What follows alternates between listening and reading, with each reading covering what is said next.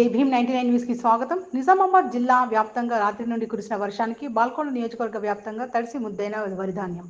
అకాల వర్షంతో కోత కోసి రోడ్డుపై కళ్ళల్లో ఆరబెట్టిన వరిధాన్యం తడిసి ముద్దయిందని, వర్షం పడి బాల్కొండ, వేల్పూర్, కమర్పల్లి, మోర్తాడ్, ఇరగట్ల, భీమ్గల్ మండలంలోని పలు గ్రామాలలో పంటలు నష్టపోయాయని, నిన్న రాత్రి కురుస్తున్న వర్షం వల్ల రహదారులపై తూకంకు సిద్ధంగా ఉన్న వరిధాన్యం తడిసి ముద్దయిందని, చేతికి వచ్చిన పంట తడిసి ముద్ద కావడంతో రైతులు ఆందోళన చెందుతున్నారు. వరిధాన్యం త్వరగా కొనుగోలు చేసి తమను ఆదుకోవాలని కోరారు.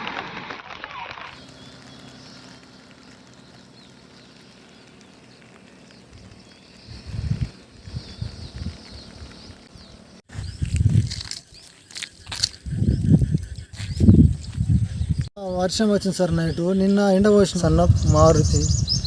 నిన్న సాయంత్రము బాగా ఎండ బాగానే ఉండే, అనుకోకుండా వర్షం వచ్చి మొత్తం వడ్లన్నీ తడిచిపోయినాయి కూడా వచ్చింది. దానివల్ల మా వడ్లన్నీ నడిచిపోయి బాగా నష్టం జరుగుతున్నది. మాకు ఎండుతాయి అనుకున్నాం కానీ బాగా వర్షం పడుతుందని అనుకోకుండా వచ్చేసింది. పచ్చి ఉన్నాయని ఇంకా 2-3 రోజుల తర్వాత ఎండుతాయని ఆపేసుకోకుండా రాత్రి వడగాలు వర్షం కురవడం వల్ల బాగా ఖరాబ్ అయిపోయింది సార్. వడ్లు మొత్తం బాగా ఖరాబ్ అయిపోయి నీళ్ళు కారుతున్నాయి మొత్తం కిందికి. ఏం చేయాలి సార్? ఇక ఆదుకోవాలా, మాకు ఏమన్నా చేయాలా నష్టపోయినందుకు.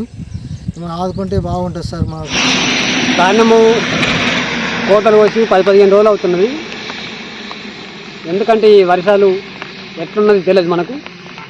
భారీ వర్షాలు పడతాయా లేకపోతే ఇంతట్లన్న మాంతయో తెలియదు. ఎందుకంటే కష్టకాలము శ్రమించి పంట పండించినాం కాబట్టి సకాలంలో సర్కార్ అంటే ప్రభుత్వ గవర్నమెంటు ఎంబడి సొసైటీల ద్వారా కొనుగోలు చేసి ప్రతి రైతుకు అందుబాటులో ఉండాలా, ప్రతి రైతుకు సహకరించాలని సర్కార్ని మేము ప్రభుత్వాన్ని కోరుకుంటున్నాం.